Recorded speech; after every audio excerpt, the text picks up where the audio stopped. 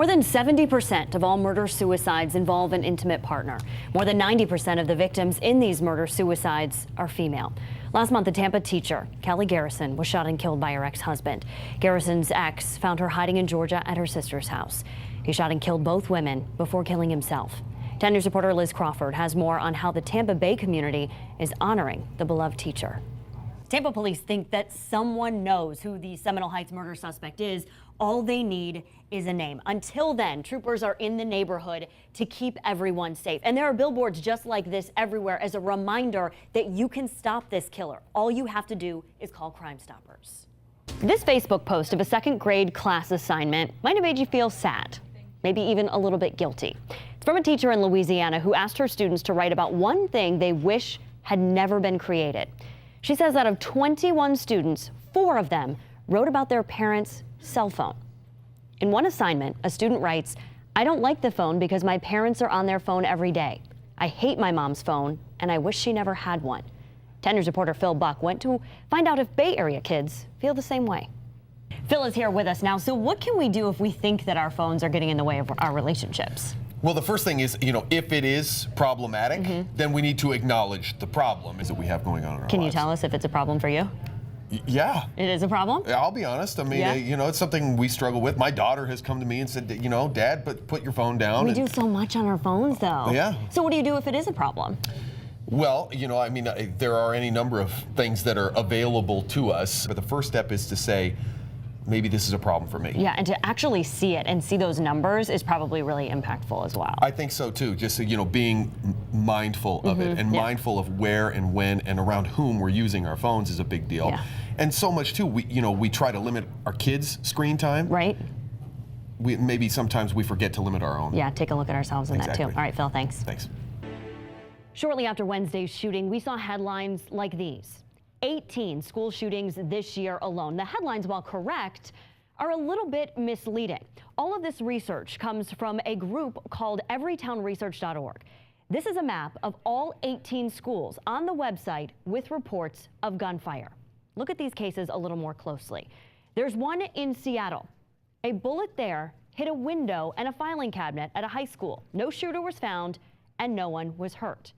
There's also one in Minnesota. A school officer was sitting on a bench talking to third graders when a kid pulled the trigger of his gun while in his holster.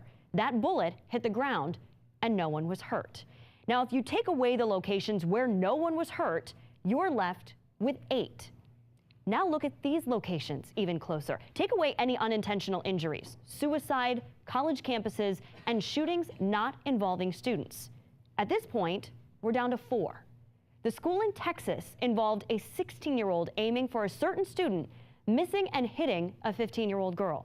The one in Maryland involved 2 teens arguing in the parking lot. The one in Kentucky is what most of us think of when we think of school shootings. A 15-year-old randomly opened fire on other students at Marshall High School. 2 teenagers died. Several others were hurt, and we still don't know why. And of course, this dot represents Wednesday's shooting, where the gunman randomly shot and killed 17 people. Rain, the heat, the summer weather that we've been seeing is bringing out creatures that you need to watch out for, beginning with this guy right here. This is a coral snake. They are shy. They're usually not very aggressive. That is unless they are scared or even if they're hurt. So in some cases, you do need to be careful when you're around places that they could be hiding.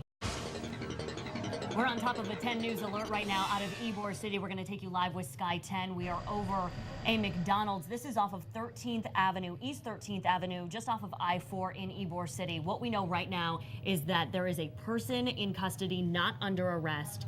And the police chief is saying that he is optimistic that this could be related to Seminole Heights, but he says he has been optimistic before. And we know that you're interested in getting all of these details and you want answers to this as well. And that just shows you the community. As you saw how many people are out there waiting for those answers when they saw all of this happen, and with social media and so many people that instantly started talking about the fact that this could somehow be connected. So many people wanting answers and wanting to just know that is this connected? Does this have anything to do with what's been happening in Seminole Heights? Here is the Tampa Bay area. If we zoom in to the Seminole Heights area, it is right around this area, right in here, that is where they have been investigating those murders over the last 51 days. So we want to show you then where that McDonald's is. That gives you a better idea of just how close it is to that area and why police are really investigating this and taking a look at that in this investigation. So many people out there with the questions that gentleman has. Is this the person that they've been looking for 51 days? This is not just what people in Seminole Heights have been waiting for and thinking about and having to deal with day after day after day, but those poor families that lost loved ones that were murdered by this person. So that's why you get an idea. We know that you have had a lot of interest in this case and are really looking for a lot of those answers too. We got a lot of really great stuff to tell you about, everything you need to know about Game 7, but we do need to start tonight with a serious story for you. You might have seen this as a 10 News alert on your phone today. A mother and her child hit by a car. The mother is dead. The little girl is in critical condition. They were crossing Bayshore Boulevard in South Tampa today. 10 News reporter Eric Lasser shows you what police say might have caused that crash and why people who live in the area say it was only a matter of time.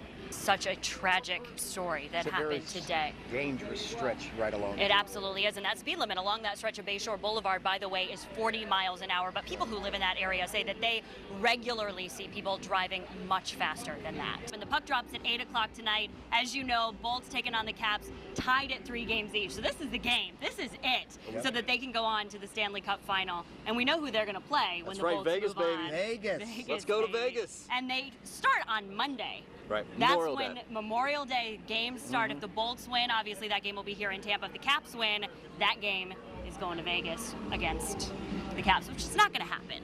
I'm thinking Monday here at Amalie Arena. That'd be very nice. A good way to spend the Memorial Day here in Tampa Justin Bay. and Ryan. Yeah, Mayor Buckhorn is here. I bet you're pretty excited for a night like tonight. I am. I've been living for this moment. I mean, the mayor needs a ring. This is my last time in the show. The mayor needs a ring, so I'm counting on the guys to bring it home. You can feel it here in Tampa Bay, can't you? Oh, Yeah, there's a buzz. There's a swagger about Tampa. Amalie Arena is at the heart of what is changing about Tampa and about this city. And right here when you're driving around, yeah, there's a lot of construction when you come down here, but you're seeing the future. Oh, absolutely. Look at the rink. Nice and calm, nice and quiet. Hey, speaking of calm, it's about to wake up. Not out here in Thunder Alley. We are starting to see a lot of Bolts fans finally make their way down here to Amalie Arena, getting ready for Game 7 of the Eastern Conference Finals, the Caps and the Lightning tonight at 8 o'clock. And whoever wins this game, Vegas, baby. It's time for the Stanley Cup. Reggie's been trying to figure out all day how he's going to get down to Vegas. Bellagio. You got to do the show live, right? Yeah. All right. The whole thing, exactly. So this is the first Game 7 of the playoffs. And it's been a really, exciting time for the Lightning with all this. And if history has taught us anything, is that the Bolts do really well in Game 7s, which we love that. They've won 5 times and only lost twice. The Caps, though, on the other hand, they have the worst Game 7 record in NHL history. Look, knock on wood. I know, I'm not I into know. stats as far out. We just got to tell you the numbers. We had to bring you right out here in the middle of Thunder Alley to show you what's going on. 1, because maybe you want to come down here, but 2, maybe you're not. So we're just going to give you a little tour of what's going on in Thunder Alley. So you can see everybody. They've got their chairs set up. They came here really early to make sure that they got some really good seats because they are going to be projecting the game up on to this wall so that you're able to watch it. But even if you're not staying for the game, you're just out here to hang out. They've got a stage. You can hear the music. They've got food out here. They've got drinks, of course. And they have all kinds of fans. Look at everybody that's starting to come out. So much blue out here in Thunder Alley. And, you see just about everything when you come out. And we found somebody that is a pretty good fan. This is Thunder Girl. That's what she said her name was, and she is decked out. I love this. Why, thank you. You got to show up for Game 7. How are you feeling about the game tonight? Oh, I'm fine. Thunder Girl's on it. We're going to win.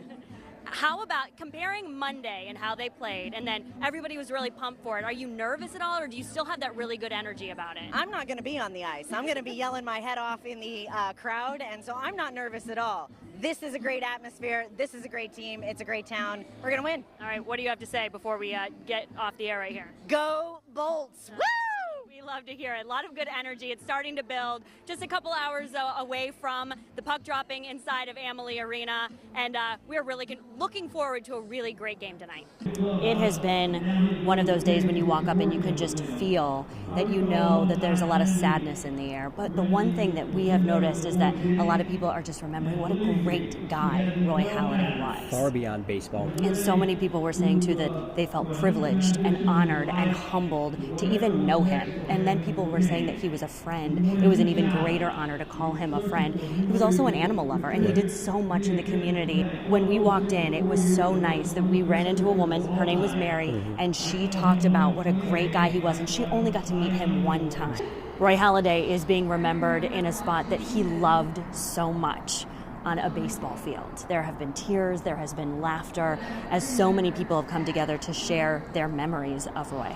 Right now, Roy's wife, Brandy, is sharing her stories, and she started her speech today saying, you know, so many people say there are no words, and she said, I have so many words, and showed the papers of the speech that she's giving right now, talking about her life with Roy and saying that they met when they were 9 and 12 at church. And she says she remembers going home and telling her mother that she met the man that she was going to marry.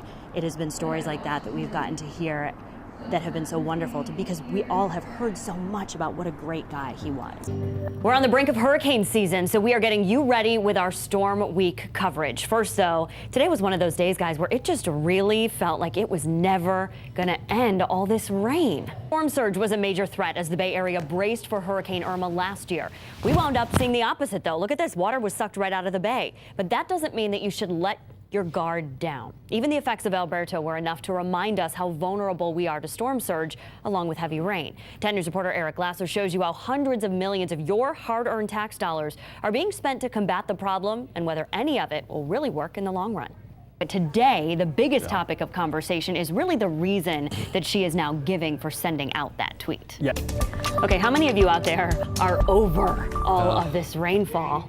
Yeah. Yeah. The golf courses are wet. You know, Yeah. anything you're trying to do. Today was one of our wettest days that we said. It was all day. At least widespread rain, right? How sweet is she? Do you know how hard this is to learn to play? Yeah. Oh, Charlotte Murphy started playing the piano when she was just 3 years old. She liked it, but decided to try another instrument. So by the time she turned 7, Charlotte's heart got hooked on the harp. 10 News reporter Bobby Lewis is on the road in St. Pete, where a teenager is using her love of music as a way to give back to those in need. It is opening day. I'm Allison Kropff. We are live at Tropicana Field. Are you guys ready for opening day? And before we get into our show, we've got a lot of great stuff for you. We do want to mention, because you probably saw it on social media, we sent it to you as a 10 News alert. There was a grease fire in the Trop just about an hour or so ago. They got it put out really quickly. It set off some sprinklers, so we saw the firefighters go in. They put it out. They had to just deal with some smoke in that area. Everything has been resolved.